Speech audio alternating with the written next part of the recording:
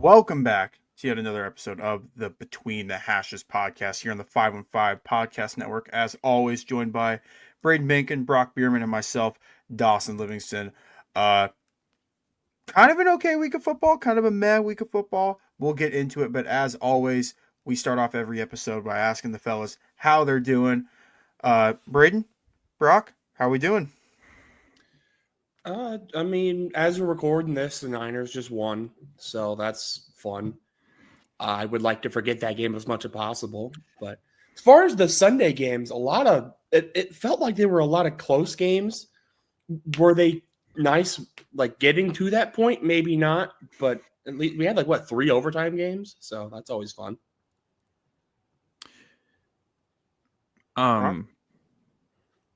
If you get a first down in the NFL, the clock still moves.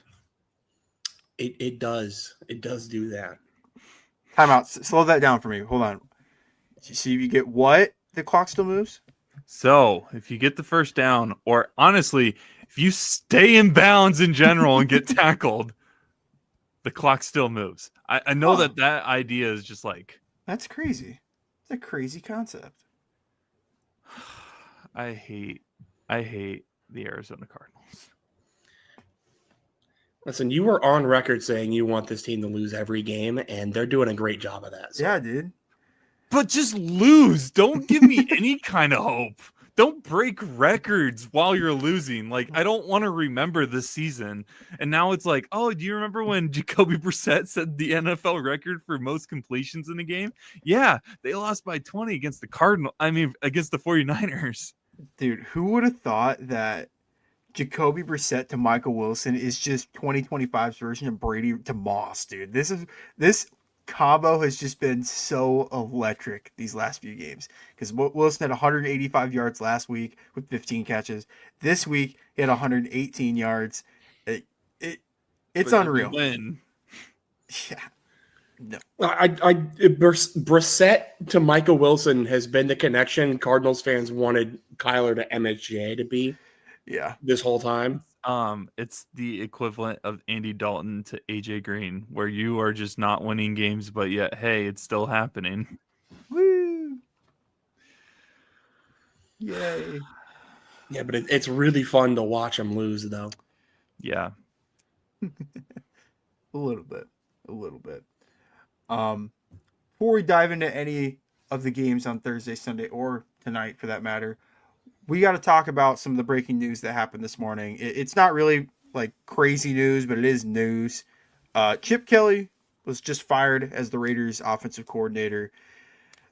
It's just been a complete disaster for the Raiders as a whole. They lost on some... The applause got me. Gosh darn it. Sorry. I felt like it'd be funny. That was perfect. You know it's bad when the Raiders lose a home game to the Browns. Like, that's kind of where your season's at. Chip Kelly was the highest paid offensive coordinator in the NFL and didn't even make it 12 games. What are you guys' thoughts on this move? What's next for the Raiders, I guess, is my question. You act like there's something there's something next for the Raiders. Sorry. I'm just gonna play our entire soundbite list. Like this, pretty much. Chip Kelly. I think anybody with eyes knew that this was probably not going to end well. Every job Chip Kelly has had in the NFL, I think he was decent for UCLA and like Oregon. He's all right on the college ranks. Even then, not really. He was not a good offensive coordinator last year for Ohio State. So the fact that he got a promotion, I don't know, man. I also will never like Chip Kelly because that 12-game stretch he coached the Niners and was like one of the worst stretches in franchise history. Yeah. But I mean, you never know. I guess it really can't get worse, right? You would like to think.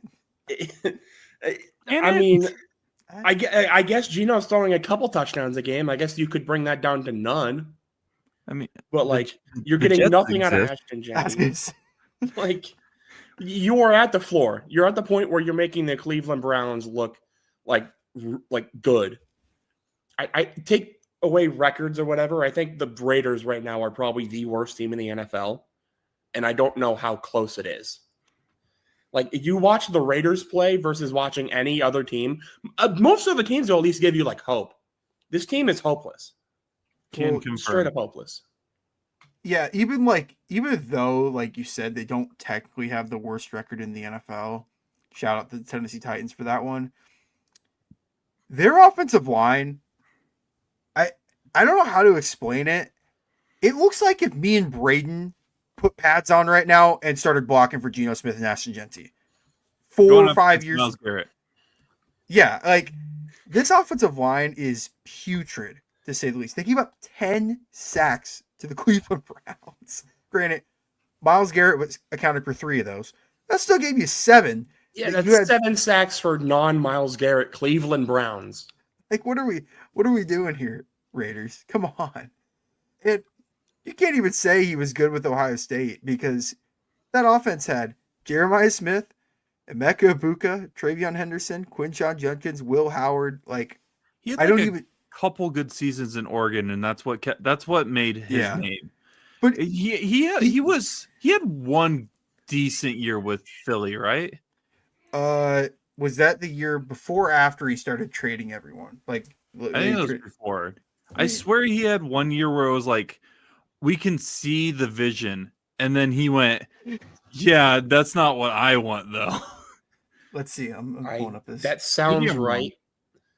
He had 2 I'm also decent. not a historian of Chip Kelly's. He had 2 decent seasons with Philly. 2013, so the first year I think they didn't have Andy Reid. They went 10-6. The following year they went 10-6, and then 2015 they went 6-9 and fired him in week 16. And then the infamous 49ers year where 2-14. So nasty. Yeah. Is that the draft afterwards where we had the second pick and then traded with the Bears so that they could get Mitch Trubisky, and then we got Solomon Thomas? Elite trade. Was it Fred Warner you guys got out of that deal? I think it was because we got like a couple thirds or whatever. Not a complete throwaway trade. Chip Kelly deserves to be in the Hall of Fame. Put him in there. Oh my God, no. Everybody knows who he is. And there are a lot of people in football in history where you know their name, you're not putting them in any sort of good light. And that is all the explanation I will be giving for that. Yeah. He had a couple decent years with Oregon, but how much of that was having Marcus Mariota? And they had like Anthony Thomas. They had some good players. So was he there when? I thought so. Maybe I could be wrong, but I know that Oregon had some decent players in the early 2010s. I mean, they made a natty with him as the head coach, if I'm not mistaken. I don't think. Oh, I guess never mind. Chip Kelly did coach him one year, but like that year that he his final year was 2012. Mark Helfrich guy or whatever. Gotcha. When they beat Florida State in the playoffs and all that. Mm-hmm. I guess he did coach Mariota, but the year that everybody remembers Marcus for is not the year that right Kelly was involved. No, but Chip Kelly he made the national championship. Yeah, that was the year they lost to was it Cam Newton and Auburn? No, he lost to former Iowa State head coach Gene Chizik in Auburn. There you go. The more you know. Don't even say that man's name. And the tons of money. I don't even know what the dollar amount was. That they do not get me started on Gene. It took until literally this year to remove the stain that he brought upon this school with that cursed iState logo. We finally have pretty much phased it out. I will never forgive him for that. And then left 2 years later. Yep. He did beat Iowa. He finished 500 against Iowa, I think. but I guess. oh God. Anywho. That guy has a national championship. Let that set in. Chip Kelly doesn't have anything worth a damn outside of being the OC for Ohio State last year. And Gene Chizik has a national championship as a head coach. Crazy world we live in. Crazy world. I'm going to be honest, though. I think me and Braden could have been the OC for Ohio State last year, and they would have been okay. Hey, you got the qualifications for it, man. I don't think it'd be that hard to get Jeremiah Smith and Mecca Ibuka and all those guys involved. But that's just me. That's just me. This was supposed to be a Chip Kelly getting fired from the Raiders, and it turned into a Gene Chizik and Auburn history lesson for the pod. Tired of it. we do this every episode. We go into it thinking, oh, we're gonna make this quick, make it like 45 minutes to an hour, and then we end up like using half of that amount of time to talk about nonsense, malarkey. Yes. Iowa State made coins with Gene Chizik's face on it, and then he left. Okay, I'm done. I'm done. Speaking of Iowa State, there's an NFL team that has a lot of Iowa State players that's playing really well. That is the team we're getting ready to talk about. Texans defeat the Bills 23-19. What a transition! I mean, Davis Long Neck Mills is balling right now. The general. Can I propose something? Let's hear it. We were talking about this idea a couple weeks ago, probably a little bit over a month ago, of if the Bengals are rolling and Joe Burrow's getting ready to come back from injury, do you let They're not Joe going to keep starting Davis Mills. We're not doing this again. They're not going to keep Davis Mills as the starter. I mean, if CJ Stroud comes in and sucks, we can maybe have this conversation again. We're not doing this. He had a better QBR. No, not QBR. He had a better rating than Josh Allen. So? Okay. No, I was just kidding. I wanted to see what your guys' reaction would be, because I was watching that game and I was like, man, this really feels like they are going through what we thought the Bengals were going to go through. But no, what a win. The Texans team might be one of, I don't think they're the hottest team in the NFL. I think that team currently, personally, I know they haven't beaten anybody really impressive, is Baltimore. But this Texans team is playing really good football right now. Yeah, and what's funny is you look at their schedule throughout the year, and all their losses are within a possession. They lost by 5 to the Rams, lost by a point to the Bucs, lost by 7 to the Jags, 8 to the Seahawks, and 3 to the Broncos. I think all 5 of those teams are in the playoff hunt as we currently speak, and they're one possession losses. And teams like the Rams, we all put in a super high regard. Team like Denver, we all have had in our power rankings the last few weeks, and they have rattled off 2 impressive wins out of the last 3 that were impressive. I'm not giving them credit for a Titans win. It does not take much to beat that team. That's fair. But beating the Bills with Josh Allen and company, I mean, especially how dominant that Texans D-line is with Will Anderson and Danielle Hunter, getting Josh Allen sacked 8 times is pretty remarkable. It's the most of his career. It's the most sack yardage he's lost in a career, which is pretty eye-opening. Also forced 2 turnovers, 2 interceptions. Does this say more about the Texans, like Brock said, being on a heater, or does this cause for concern if you're a Bills fan? I mean, I feel like we've seen this a lot with the Bills, where it's like they'll have games where they're on fire and they'll have games where they're just off. And I mean, I guess I didn't see what James Cook's stat line is. It feels like whenever he's on, the Bills are on. 17 whenever they can carries, lock him up. 116 yards and a touchdown.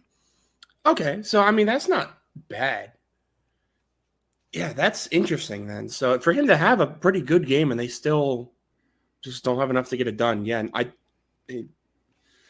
I don't know. I won't say this is like panic mode by any means, but considering how good the Patriots are doing right now, and they have the tiebreaker over you as it stands, and you already played them at Highland and lost, I'd say the division is getting a little bit shaky, but you're still going to make the playoffs, and that's really all that truly matters. But yeah, the Texans are playing a lot better than they were to start this year for sure. So if they can rattle off some wins here to the end it, they might make the dance as well. Brock, what about you? Do you think this is more about Texans going on a run or Bills kind of crumbling in this one?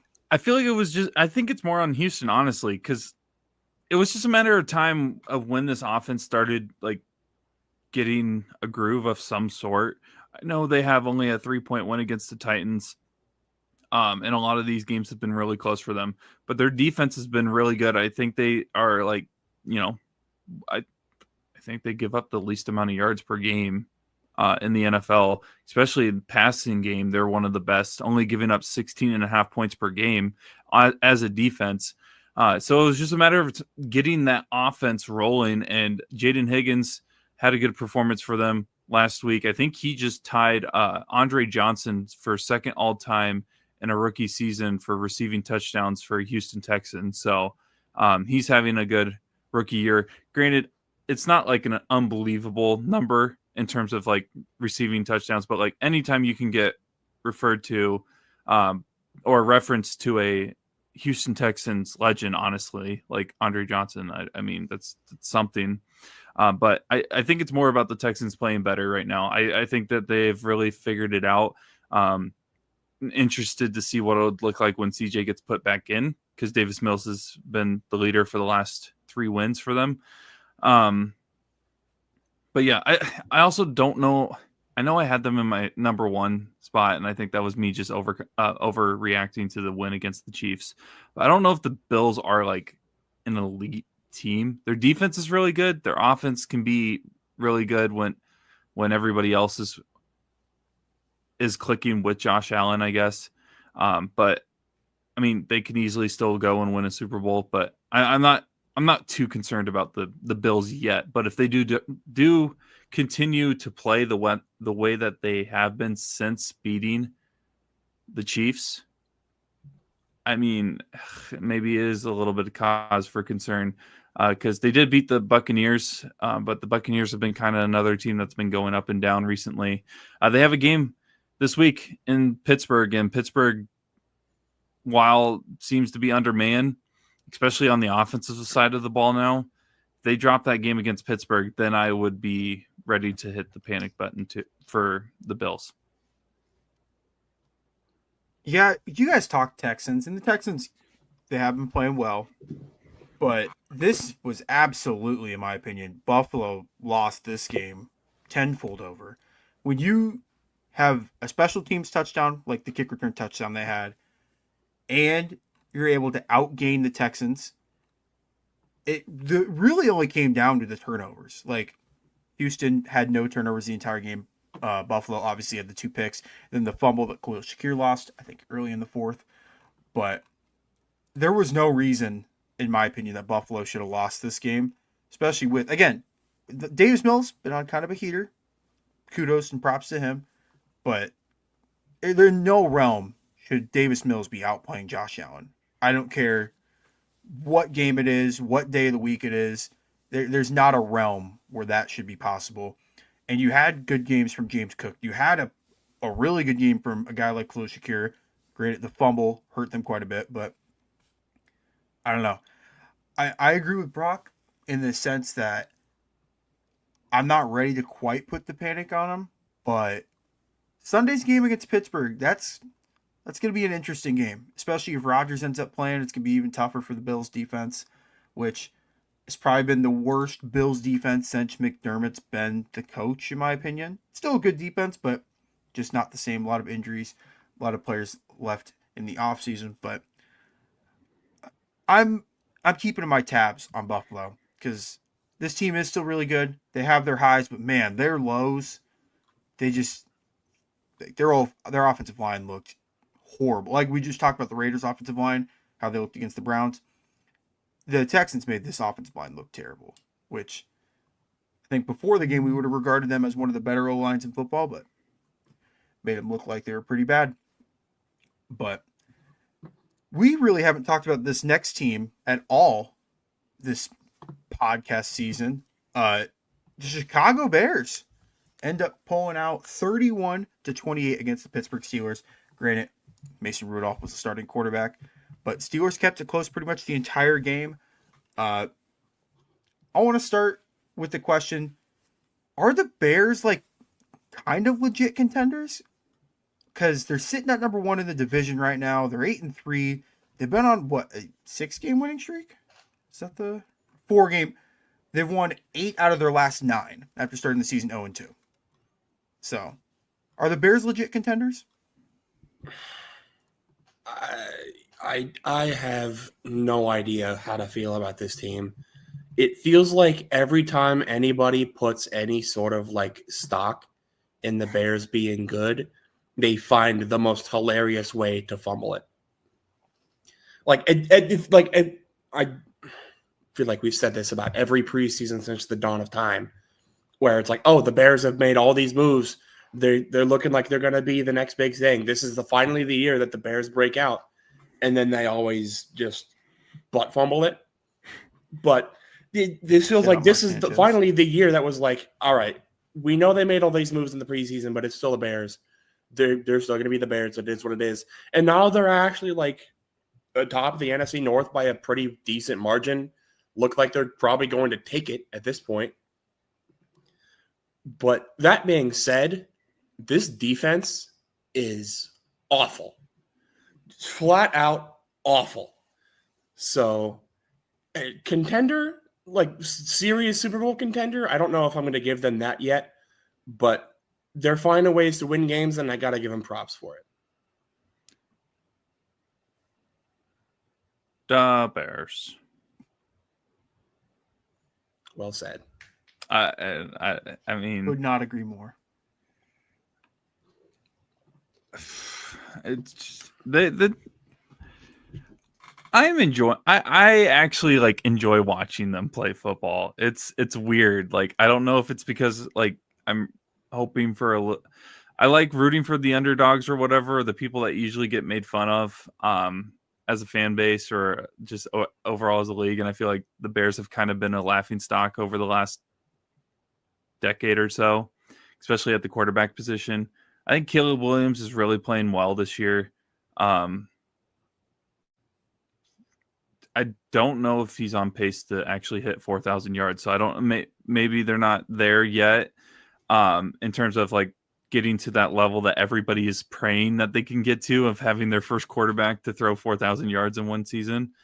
But the one thing I am a little concerned with the Bears is Roma Dunze has like kind of disappeared a little recently. Not just that, but he's also been targeted he's been targeted. He's just not catching the ball as well as I feel like he was earlier in the season. And he hasn't been a huge X factor for this team.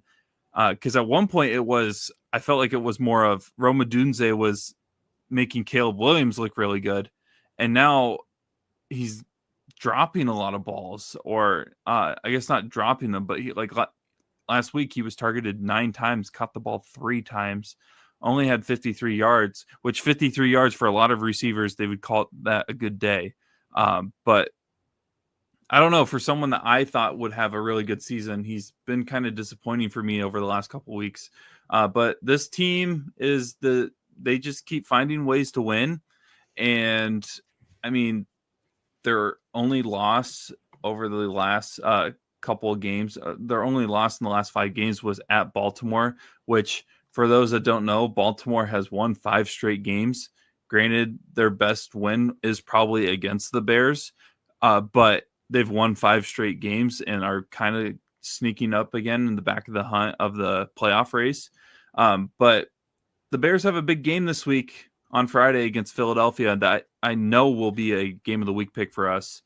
And if they pull that off, granted, the Eagles, which we'll get into, had a loss added to their record this week. But if they can go to Philly and come away with the victory, we might need to really start looking at the Bears. The Bears have a stat that is just like jaw-dropping. Considering, like Braden said, their defense is bad, and I would agree their defense is bad. But what if I told you that their turnover margin this year is plus 16? They've had 24 takeaways and only 8 giveaways. So I don't know if that's a stat of like lucky turnovers or like if it's actual like great defense.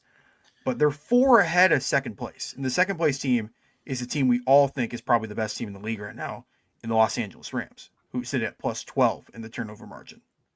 So it feels like a happy medium of the Bears offense really has not been turning the ball over. Caleb Williams hasn't really been putting the ball in harm's way.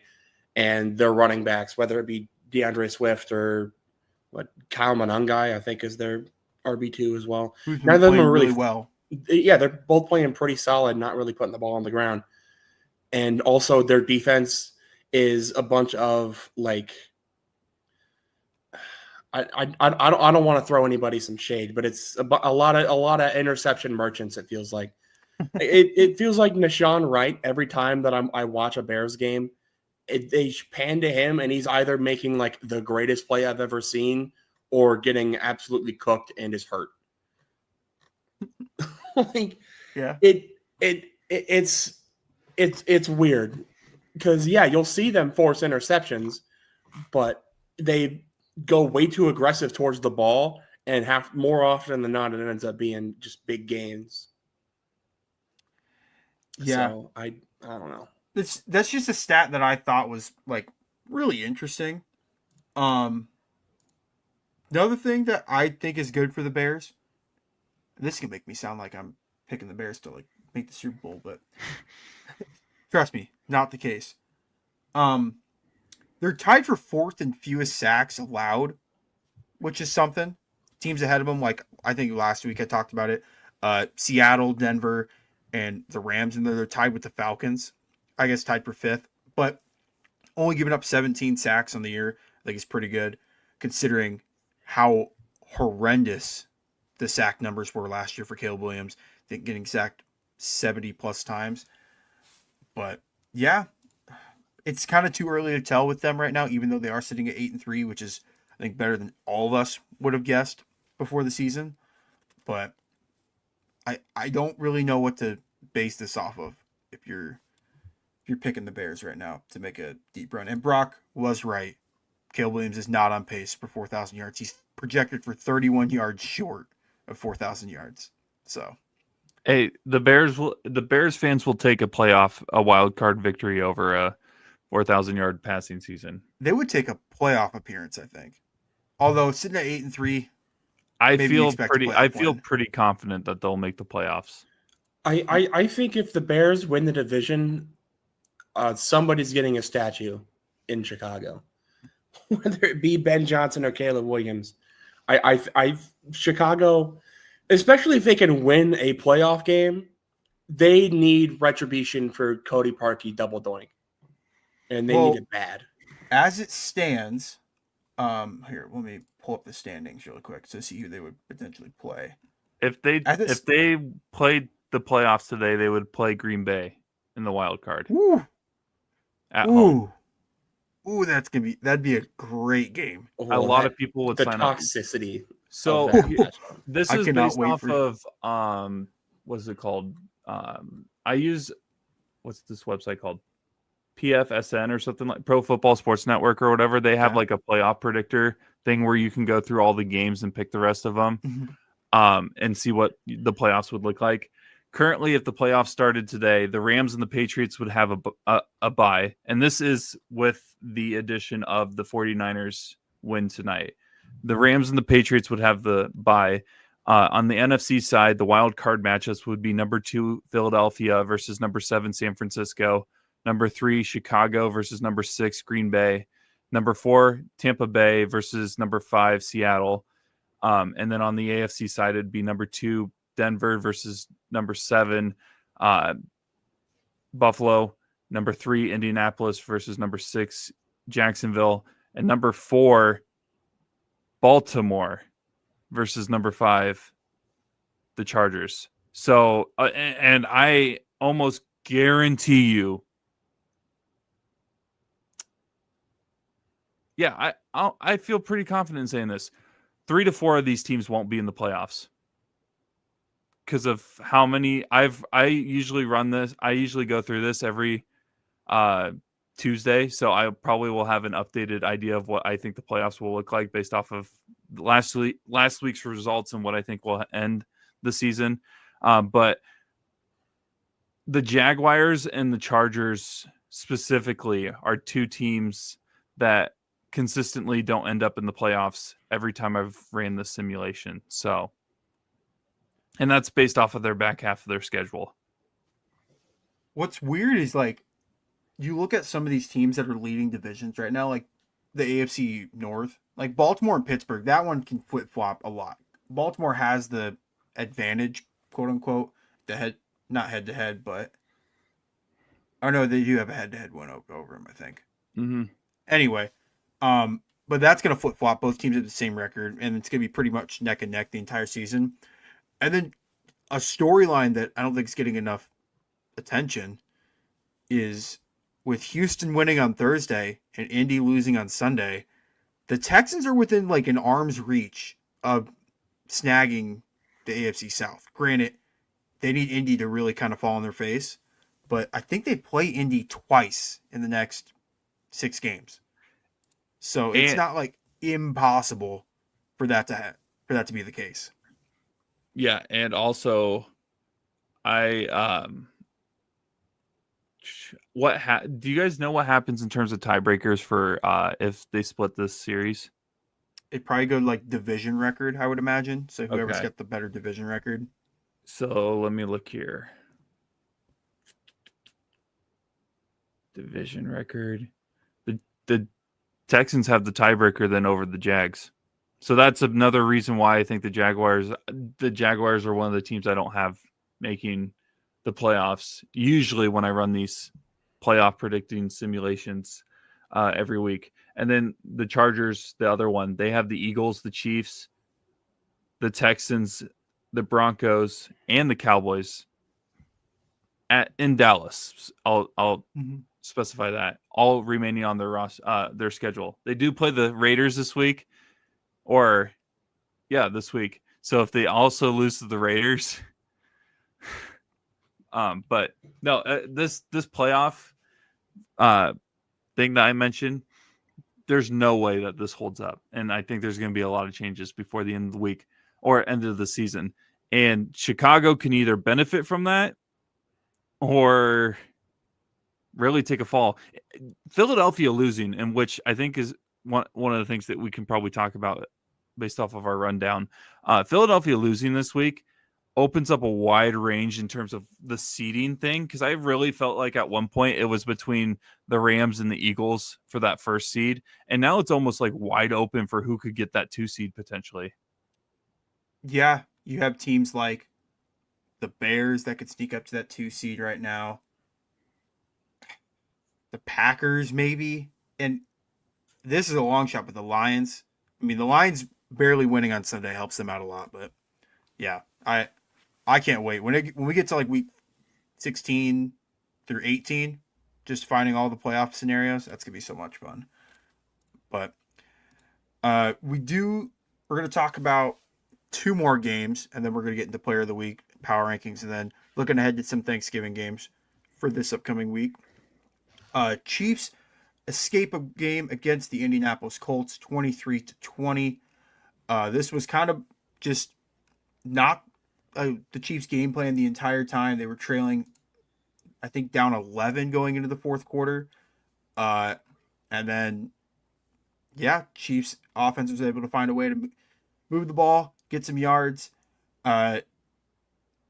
Any cause for concern with the Colts, or just played a really good team and not going to look too much into it. Anytime that you're up 20 to, was it 20 to 6 or like 20 to 20 to 9 in the fourth 9. quarter? Yep. 20 to 9 in the fourth quarter. You have the ball on your own like 45-yard line on a 4th and 5 with like 9 minutes left in the fourth quarter, playing the Chiefs in Arrowhead, and you punted the ball. That right there, I think, is what lost the Colts the game.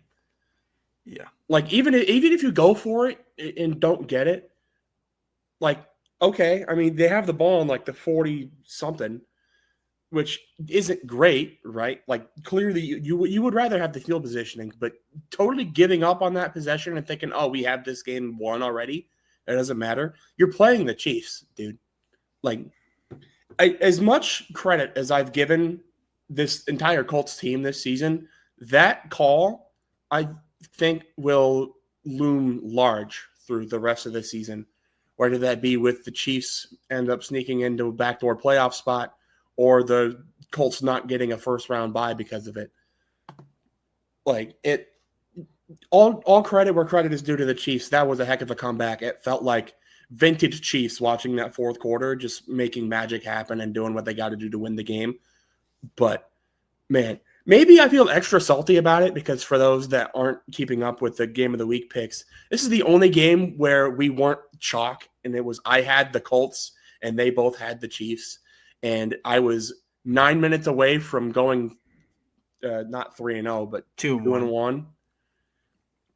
And this, if I would have had that game, I'd be tied with Brock right now. But back at 500, baby. 2 games. Now I'm down 2 games. I need to pull those So up. I am, man. That's just rough scenes. Salt on the wound. All involved parties. Yeah. When you allow, I guess let me start over. Also, yeah, Kareem Hunt had like 110 yards. This is what I was about to say.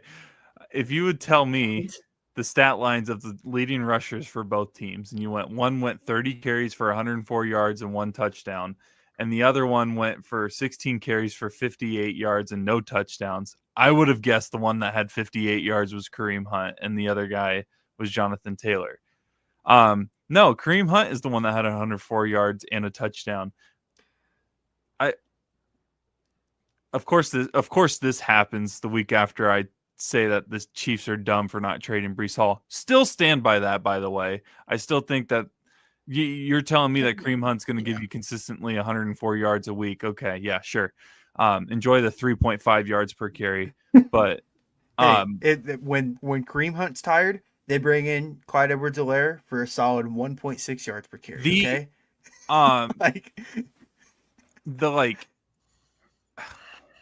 is the term ick or whatever. The feeling I get when I hear Clyde Edwards-Helaire from a broadcaster on my TV is just not healthy. Like, it's like what, like, there's a part of me that like dies inside or something like that. Because like I mentioned to you earlier in the night, probably while we were recording a different podcast, the fact that LSU was able to convince us that this guy would be an unbelievable star in the NFL, and a lot of people bought it. And when he got drafted to Kansas City, we thought it was over. A lot of people thought it was over. Like, they needed that running back that they could use as a Christian McCaffrey-esque player.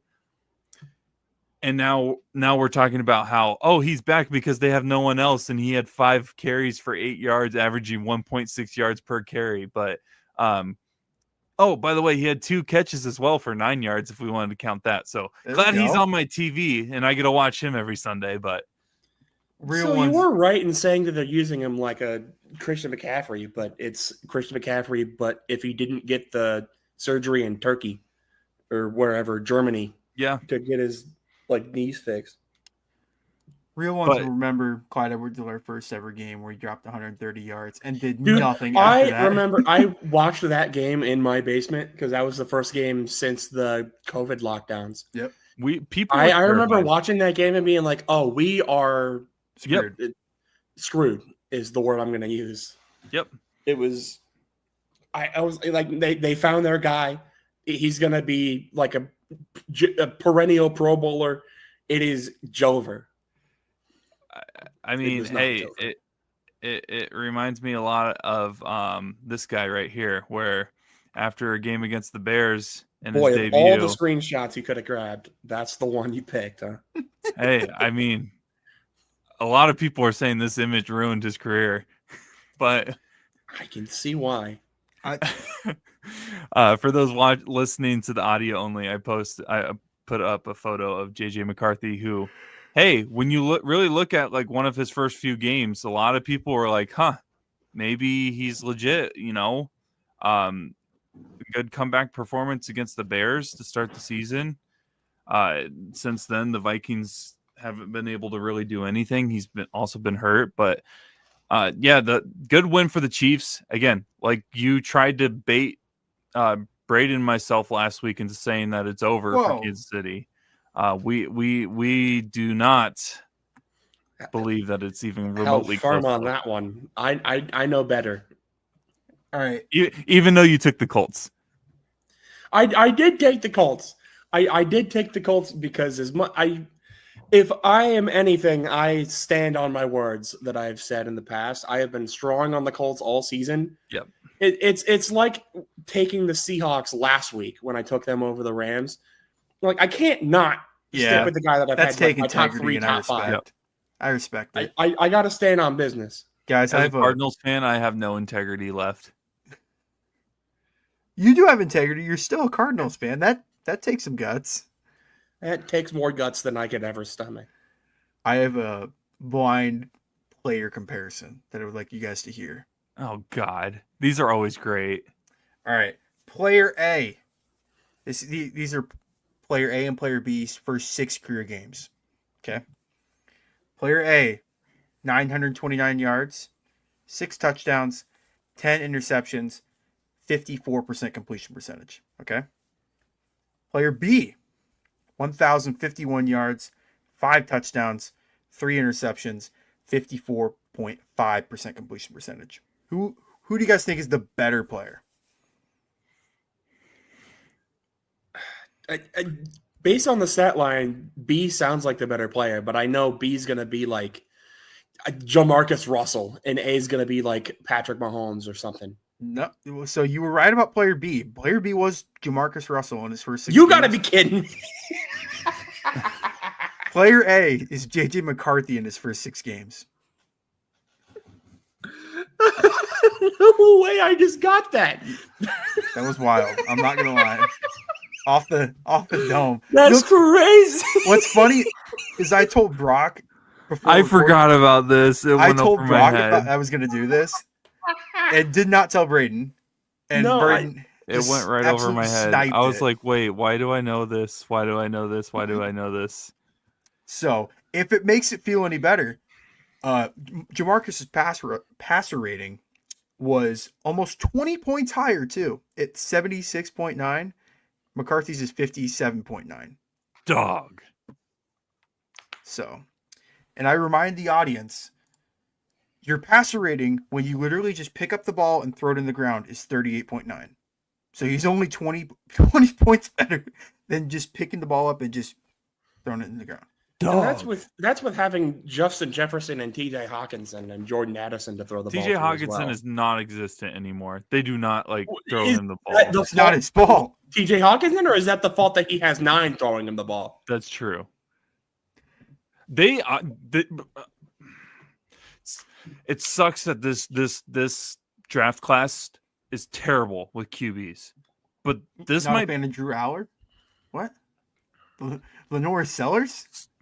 Caden Salter? I have mentioned that I think Lenore Sellers would be Ty a Simpson decent person to gamble Fernando on. Mendoza? But anyways, Yeah. if it was a year where you were for sure, if you were a top 20 pick, you're guaranteed at least a decent quarterback if you wanted. This almost completely different because the Cardinals had the number 1 overall pick, and Kyler was like, if you didn't take him, it would have been dumb. As in at the moment, that I'm getting that vibes from Minnesota. Like I don't really know how long you can test out whether or not this JJ McCarthy experiment's going to work. because Justin Jefferson's going to get older. TJ Hawkinson's getting older. TJ Hawkinson's already been through an injury, a major injury. Like you really don't have time to waste.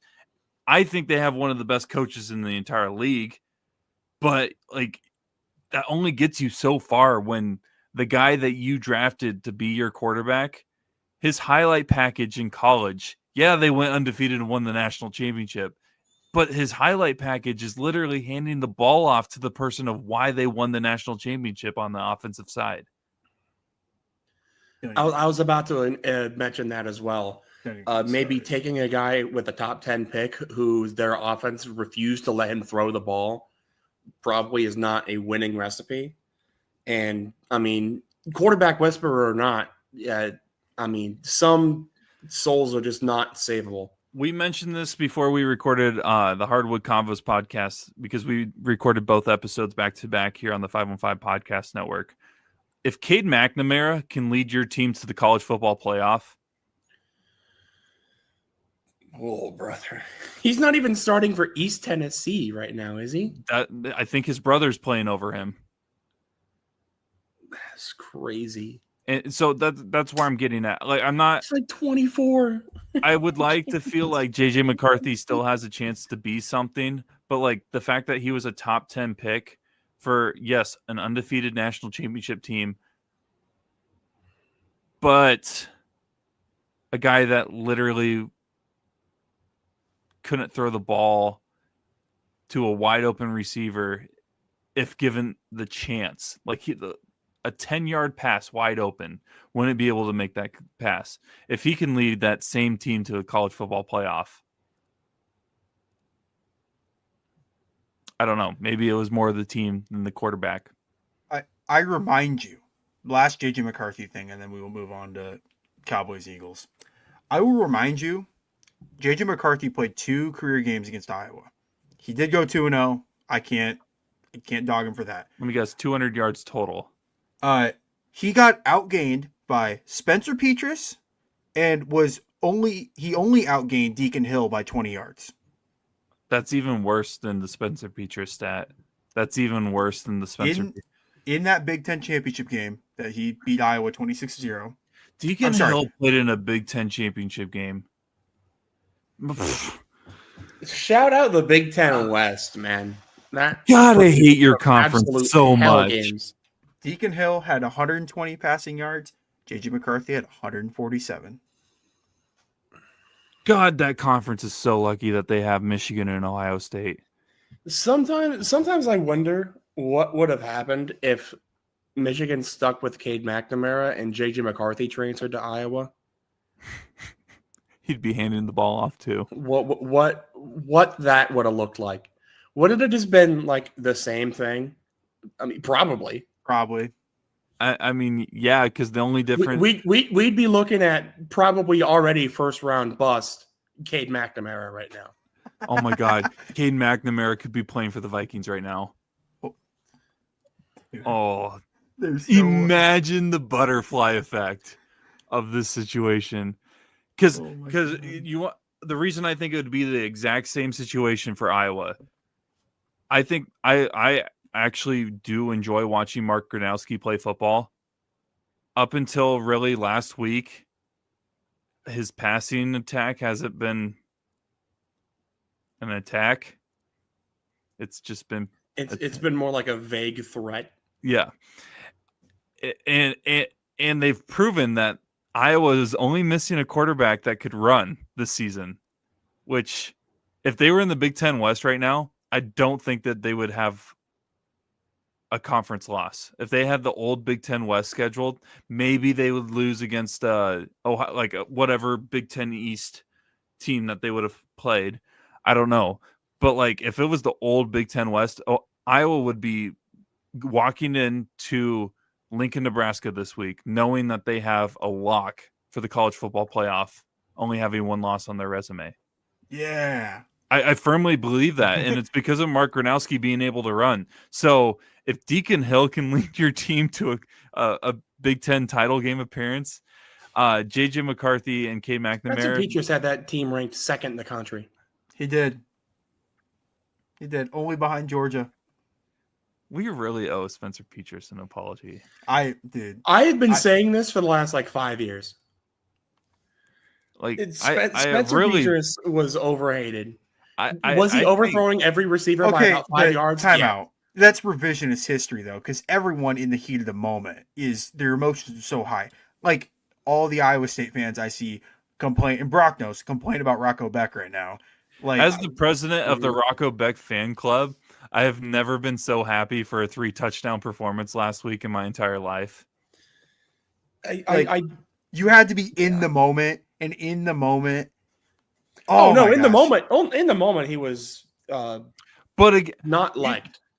Who were we just talking about earlier? Oh, the Raiders. Can it get much worse?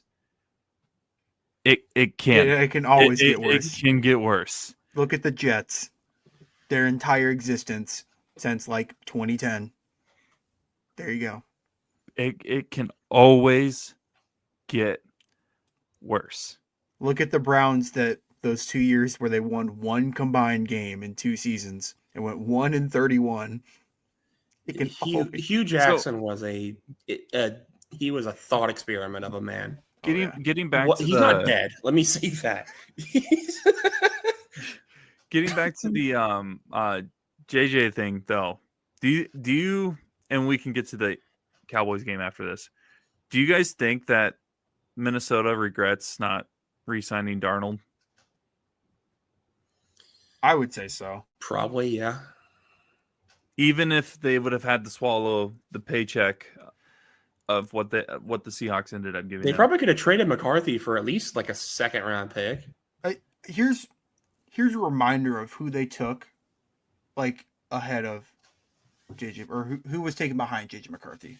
Bo Nix, Bo Nix. And that's it. That you can end it there. But some of these names are just are actual studs for these teams. Yeah. Brock Bowers with this Vikings offense and Sam Darnold with Hawkinson, yeah, that positional need that they wouldn't have drafted him. But just saying. Yeah, I see that. Dallas Turner was already on the Vikings, so that doesn't make sense. Jared Verse, who's been balling out for the Rams the last 2 years, been a hell of a pick. Quinyon Mitchell, who has been the Eagles' best secondary player since he walked into that secondary room. Maybe him and Slay last year, but he was playing really well. A reminder though, they drafted JJ. He was the starter until he got hurt. He was going to be the starter rookie year, so which makes you think how bad it could have been last year. Yeah. The Bo Nix thing that's the one that really bugs me, because Bo Nix's thing was he's a raw talent in terms of a passer. It's just whether or not he'll be able to. I think if I remember right, it was whether or not he would be able to be consistent enough completion percentage wise. And JJ's thing was he was on a national championship team. And they went with the national championship winner. I don't know.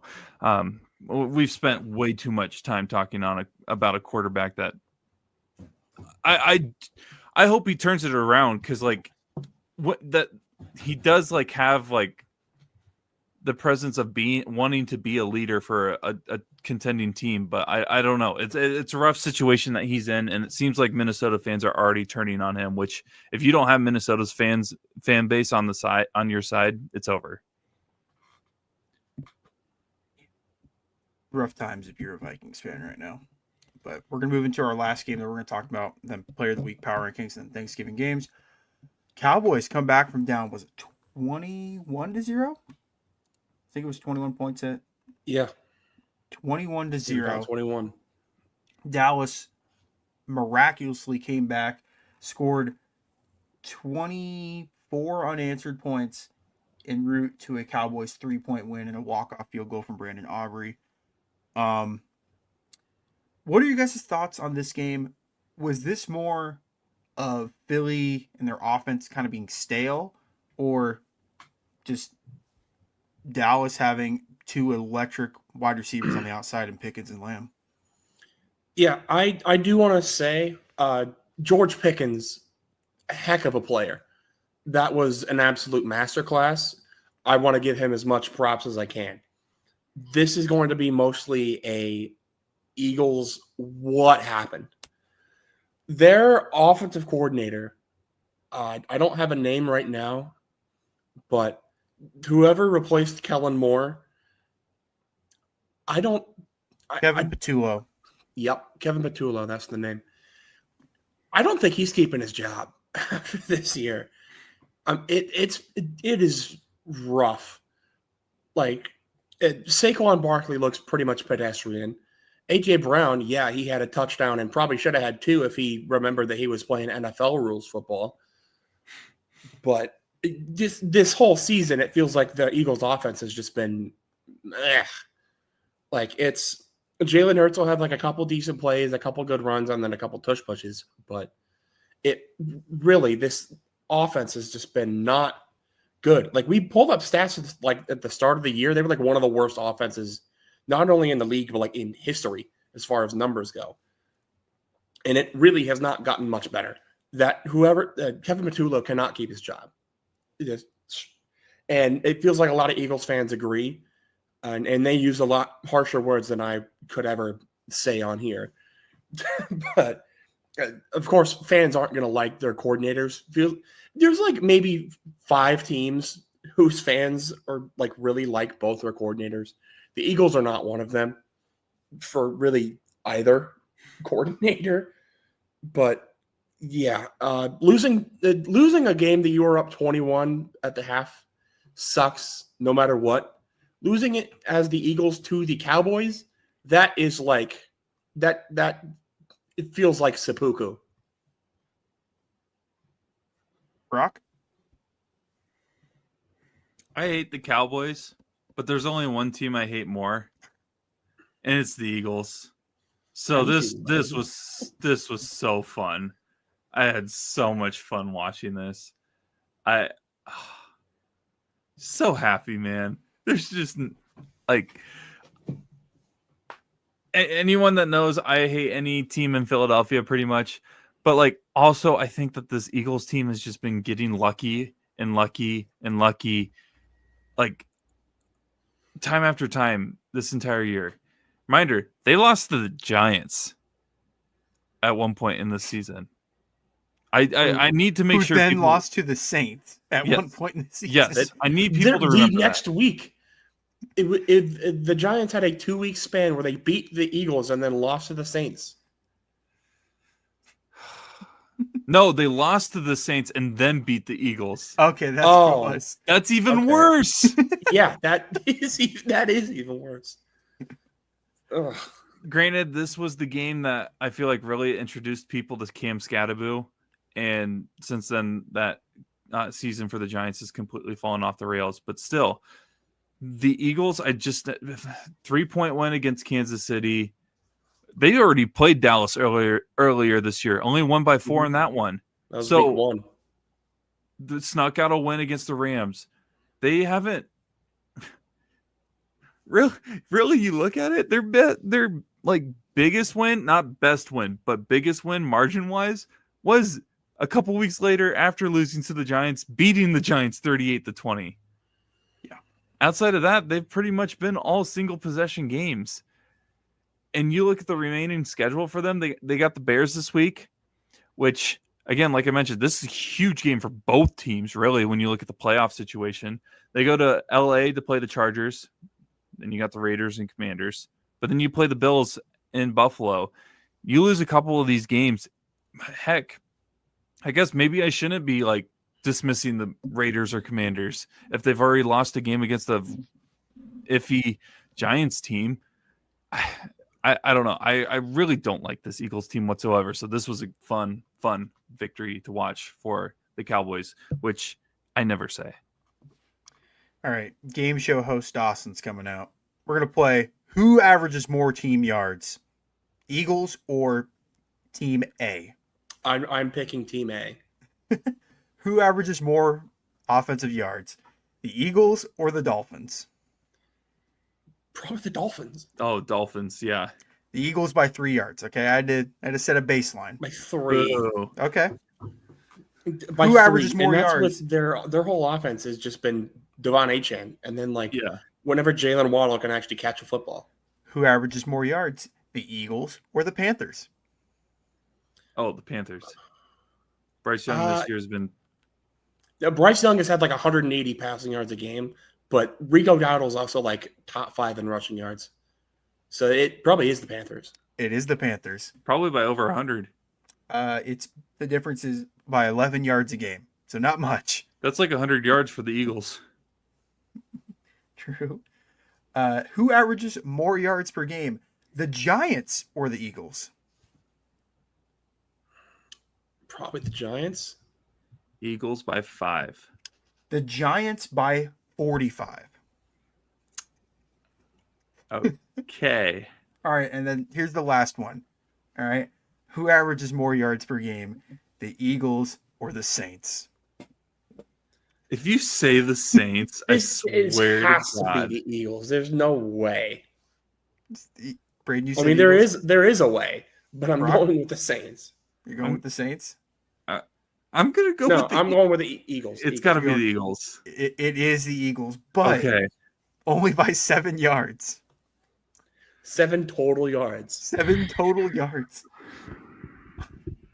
I remind you, you want to know the list of teams that average fewer yards per game than the Eagles? Ready? Titans, Browns, Raiders, Jets, Vikings, Steelers, Saints, Dolphins. We've made fun of 5 of those teams this podcast with how bad their offenses have been. The Cardinals have lost to a couple of those teams. The Cardinals, Don't look it up. Just the fact that like one of those like a few of those teams, the Cardinals have had. the Arizona Cardinals average 30 more yards per game than the Eagles. And I'm not saying yards mean everything because they don't. Because obviously touchdowns and They scores lost to the mean, Titans. but like,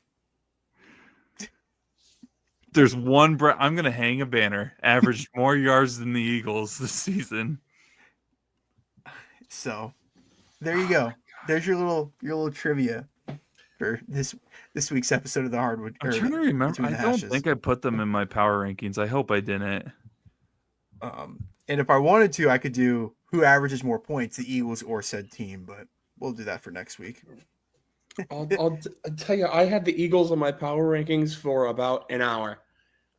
I think they were at my number 5 when the Colts lost, and then the Eagles then proceeded to blow it and were instantly demoted. So there's your sneak peek. All right. That's gonna be the new segment. You know how the NBA on TNT has EJ's Nito stat of the night? It's Dawson's trivia of the week on the Between the Hashes. So Sweet. there you go. All right. We're gonna get into said player of the week and power rankings. We're gonna start with player of the week honors for week 12. Braden, you have the floor. Yeah. So kind of more of an off the wall pick, maybe. But I mean, it was his first game as a starter. Really hadn't gotten much run at all. But with the injury to Josh Jacobs, Emmanuel Wilson had to come in and played pretty well. I mean, yards per carry wasn't great, but got 125 yards, 2 touchdowns. Yeah, I mean, played pretty well in a game where Green Bay needed to. I won't say needed as much as they could get because they were playing the Vikings, and the Vikings offense, as we mentioned, is not good, but their defense is good, and Emmanuel Wilson was able to get the job done, replacing one of the better running backs in the NFL. So props to him. Brock, here is your player of the week honors. The Lions get embarrassed by the Giants if Jahmyr Gibbs wasn't on their roster. Sonic went off for the Lions, 264 total yards, 3 touchdowns, almost averaging 15 yards per carry, which, jeez, dude. They have a 2-headed monster with their running back room from time to time. It seems like they've been struggling, at least recently. And it's great to see one of them get back into the side of just pure dominance, because this was pure dominance from one guy for a team that barely got out with a victory against a opponent that has been struggling and has to rely on Jameis Winston receiving touchdowns to be in games. Which, by the way, anyone that knows me and how much I love Jameis Winston, if the Giants would have won, he would have been my player of the week. He was almost my player of the week, even in a loss. And full disclosure, Jahmyr Gibbs was my player of the week. Yeah. But Brock, I didn't get it sent in Brock time. beat you to it. So. Yeah. I had him written down as my player of the week by like 3 p.m. on Sunday. I just didn't send it in because I didn't have my power rankings in time. It's at this point just a battle between you and me on who's going to send in their Pretty much. I right? knew when I wrote down Jahmyr Gibbs player of the week, I wrote down Emmanuel Wilson next to him because like this guy's Jahmyr Gibbs is going to be taken. Like So, there was just simply no way. If I didn't pick Gibbs, I would have actually went with a team, and it would have been the Cleveland defense for 10 sacks. I know it's against the Raiders, but still 10 sacks is still pretty impressive. That is impressive, but yeah, I mean, you have Myles Garrett and it's against the Raiders. You said Jameis Winston, how he was almost your player of the week, and I saw something on Twitter that just made me laugh when someone was talking about Josh Allen, and they said Josh Allen is the Tom Brady of Jameis Winston's, and I just can't. Yeah, I mean, pretty much. I saw that. When you put it that way, I mean, Jameis Winston has got to be like the most likable NFL player in the world. Yeah. Oh yeah. Let me add a little extension to that because Jameis Winston isn't really like, I mean, yeah, he did have a receiving touchdown this game, which was insane. He's not really like the mobile type. Right. Josh Allen is the Tom Brady of Jameis Winston's with the rushing ability of Mike Allstott.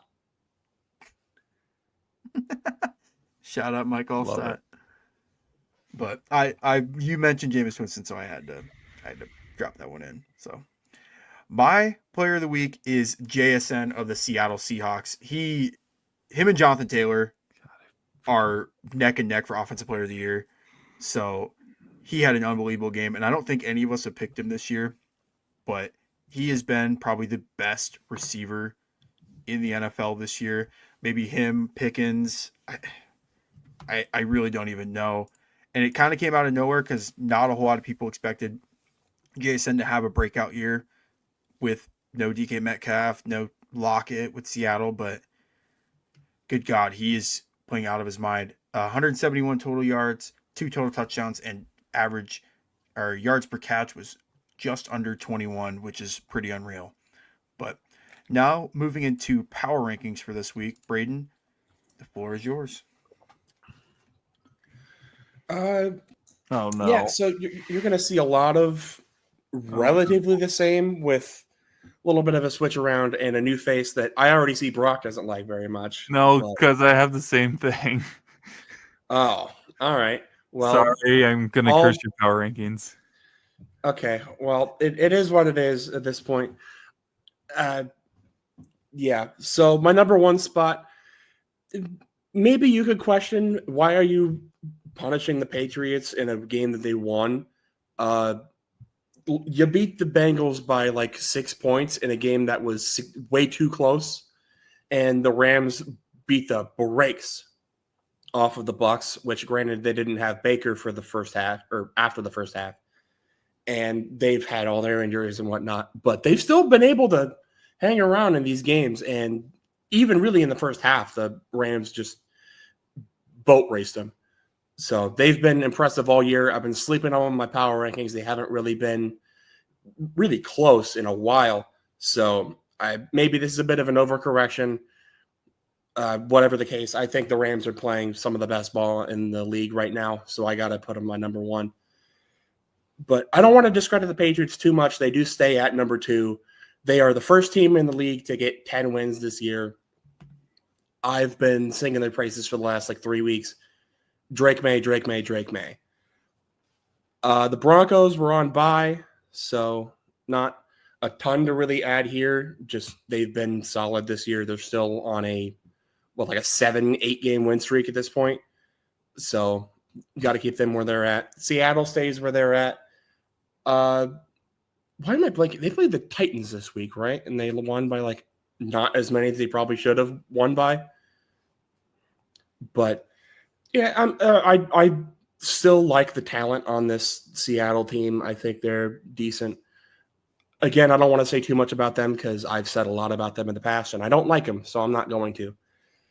Number 5, I I don't know how I feel about this because, again, I kind of said my piece with this earlier, where it's like every time I feel like anybody gives like any sort of respect to the Bears, they immediately poop themselves afterwards. So, I mean, I had going into this season, I think I had their floor at like 6-11 and their ceiling at like 12-5. They've definitely hit more of the ceiling on this season. I have a lot of questions about their defense, but if they can, I guess, either figure that out or just simply score more points, I think this might be a team that I don't know if they're going to win a ton of games in the playoffs, but I mean, if they get one win, I think that is a huge win for this franchise.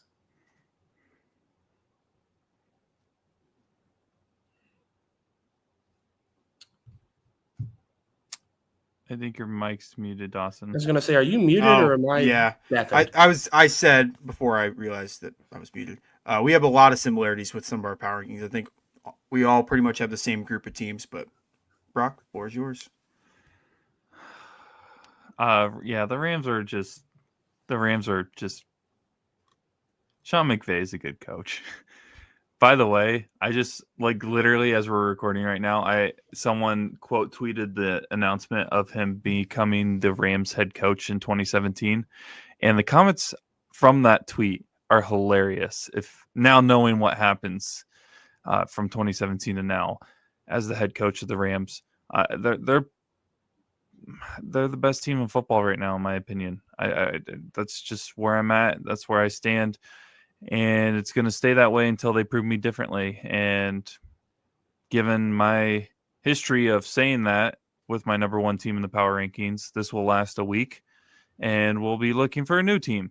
But for right now, we got the Rams there.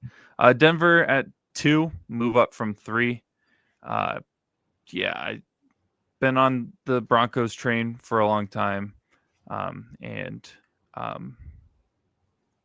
Not gonna get off anytime soon. Patriots at 3, up from 4. I know that they had a close victory against a bad Bengals team. They had a key injury at the offensive line as well. We'll see what happens. Right now, I still think that they're a good team. Braden mentioned it. Drake May. We'll see how that continues going forward. And the last 2, I kind of put this together. Just kind of for funsies because this NFC North is a mess right now, and it's headlined by these 2 teams. And man, I know, Dawson, you didn't want to have to put this little asterisk by the number 5 team because there's a tie involved. But this tie is really actually I think it's gonna come down to the tie towards the end of the season when you look at the final records between these 2 teams. At number 4, I have the Bears. Number 5, I have the Packers. The Packers, I mean, they're getting it done. They're getting the job done. It's not always looking pretty whatsoever, but 7-3-1, that tie, I swear to God, is going to potentially screw over the Bears depending on how their season ends up. But the Bears also, like we mentioned earlier, we haven't talked about them a lot, but they're kind of hanging in there. I feel like they're getting their groove too as well. And as long as if they can find a way to get Rome Odunze the ball, or if Rome Odunze can figure out how to get the ball again, this offense can be really, really, really good. So give me the Bears at number 4, and then the Packers at 5. So 1, the Rams, 2, the Broncos, 3, the Patriots, 4, the Bears, and 5, the Packers. For those of our listeners, behind the scenes, we wrapped up Hardwood Combos earlier tonight. And Brock was still undecided on who he wanted on his 5th place power rankings. He did this out of pure spite for one of our other co-hosts, Hunter Rose. Because he's a Packers fan, and I Yes. told him that I have a cursed power ranking. So, Packers fans, if you lose this week, You know who to blame. I got you. No, I'm telling you right now, if the Rams lose next week, I am picking the most off the wall, just bananas.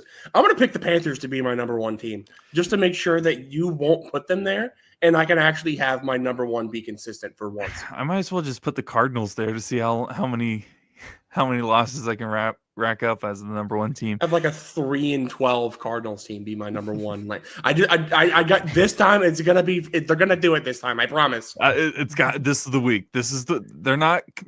You gotta believe me, guys. This is the one. Trust They're me. not completely eliminated yet from the playoffs. You never Jacoby know. Brissett is just Jesus. Don't worry. He will out aura Roger Goodell and force them into the playoffs. I will say, and you can ask Dawson for whether or not I actually did do this, but I was between Green Bay and honestly Baltimore at my number 5 spot. I was going back and forth between them just because Baltimore is on a 5-game win streak. I know that they're not necessarily against teams that you would like be like, oh, hell yeah, the Ravens are back, but 5-game win streaks are hard in the NFL, no matter how bad your opponents are. You have to have a really, really lucky schedule to get something like that. Fellas, I think it's the first time since like week 4 or 5 that we all had the same number one. And I so badly wanted to pick. Oh, they're so losing next week. I know, and I so badly next week. Oh no! I wanted to pick the Patriots so bad, but that Will Campbell injury has me very concerned. I'm looking up who they play next week. The Rams. Yeah, you keep talking. Tell me they're on bye or something. No, they're definitely. I think they play this week. They've already had their bye. Oh my God, they play the Cardinals? Panthers. They play the Panthers. Oh, it's an auto loss. They play the Panthers. They play, and it's in Carolina too. Oh, Bryce Young's having 350. You know what? 350. Screw the Chiefs Cowboys game being game of the week. That's game of the week. I have Bryce Young on my dynasty team. Give me Bryce Young for 400 yards and 4 touchdowns. I won't even be mad. The last power ranking that we had all the same number one, Tampa Bay, October 19th. Okay, so it's been a little over a month and a half. They lost that week. Of course they did. Cooked. Oh man. But why am I acting like I like the Rams? I hope they lose. I hope they lose every game. You screw a Rams top fan? 5, dude. Why am I acting like I'm like? Why am I gunning so hard for these other NFC West teams? I hate these guys. The Tampa Bay Buccaneers scored 9 points the week that we all put them at number 1. Is that the Lions game? Yep. Okay. But Rams at 1. They're the best team in the league until proven otherwise. Pats at 2. Again, wanted to put him at number 1, but that Will Campbell injury is concerning because he's been playing pretty well. He's had some up and downs as a rookie, but pretty solid. Denver, I moved him up on the sheer fact that Philly's moving down. Denver didn't do anything this week, so not really going to punish him. Chicago, this is your claim to fame, being in the power rankings for all 3 of us this far late in the season. So Bears fans taking Hang the banner now. Yeah, no kidding. Hanging up in Soldier Field. But Bears at 4. Their offense is starting to figure it out, but like Braden said earlier, their defense is concerning, to say the least, even though they do force a lot of turnovers. And then 5, I do have the Eagles. I've had the Eagles at 1 for like 3 weeks in a row before this week. So I felt wrong to just entirely move them out of the power rankings.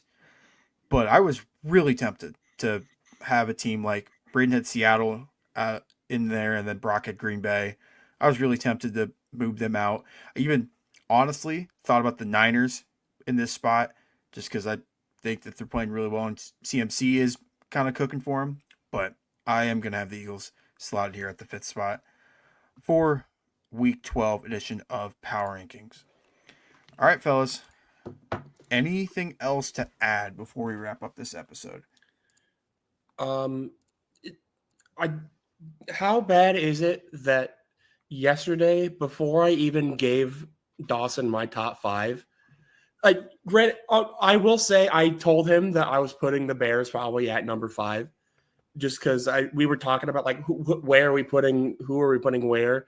I think he mentioned like how crazy would it be to put the Bears in my top 5. I was like, dude, they're already going at 5 for me. I'm telling you that right now. So I gave him that, and then he proceeded to list off, oh, here's your 1 through 4 in perfect order.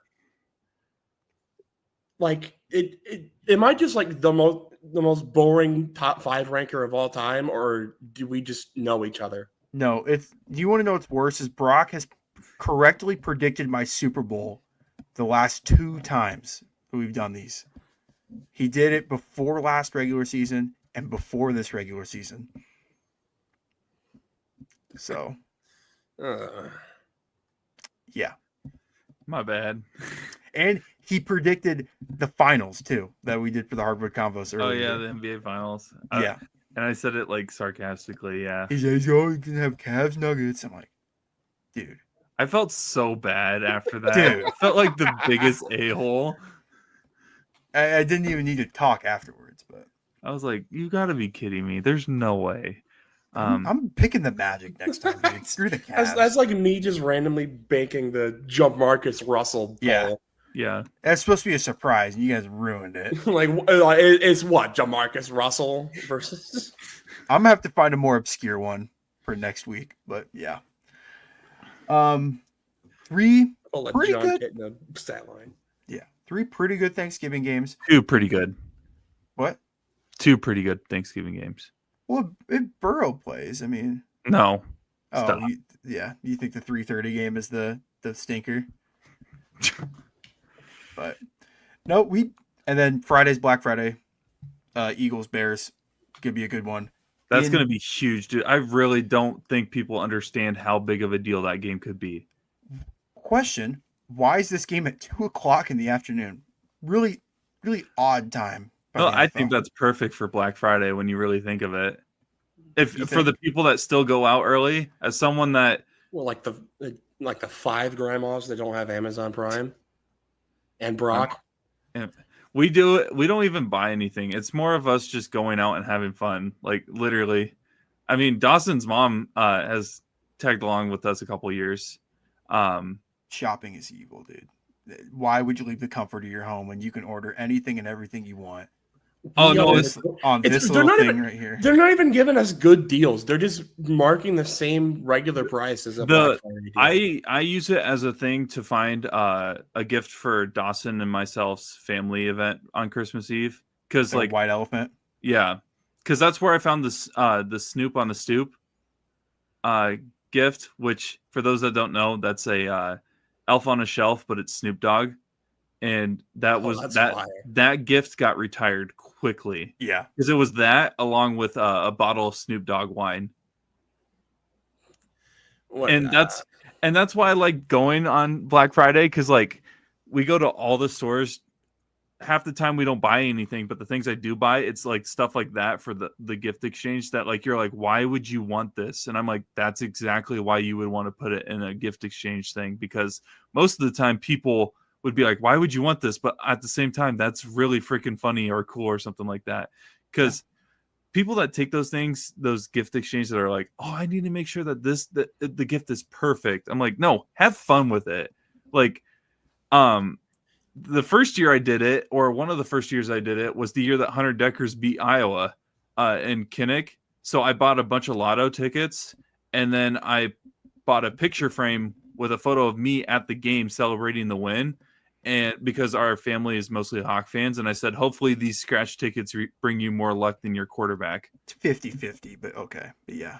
But like, it was one of those where I was like, that was great. Like, I like doing that stuff. So like, we'll see what I can find at like a Target or something like that. But yes, I am one of those grandmas. Well, to all the grandmas out there, listen to this episode. Listen to this while you're doing your Black Friday. There is no way. There might be one. She won't remember it, but this is how I cope. This is how I cope. Okay. On whatever platform you're watching this on, let us know. Put an AirPod in while you're shopping, and let us know how your Black Friday shopping goes. Let us know if you find any Snoop on a Stoops or whatever the hell. Yeah. Any screaming Black Friday deals. But if you guys don't have anything else to add, we're going to wrap this one up. That is all from me. That's the cherry on top of this episode. But Hey, if we're close to Black Friday, that means we're close to one other thing.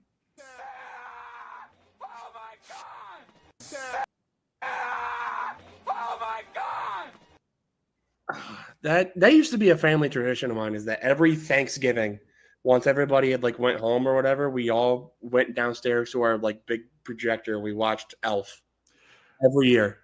For like 4 or 5 straight years, when we got home from our family event at the Livingstons, we would put on Step Brothers and we would see how long we could like recite word for word the script of Step Brothers. Oh, I could give you a word for word of Elf. Like, Yeah. probably pretty easily. Especially when I think that's why that got retired, is because my sister and I would just keep screaming out every word. Parents got annoyed. Corn, it's syrup. the best part was when we would get into the scene of them in the car singing "Sweet Child of Mine," because we would all by the time then we're all like ready for bed, but we're going off of pure adrenaline and just having fun, and we're just screaming at the top of our lungs that scene. Top 5 scene in Hollywood, by the way. An absolute cinematic masterpiece. Yes. That is the movie Step Brothers. And Elf, for that matter. Yeah. Anything with Will Ferrell, to an extent. Yeah.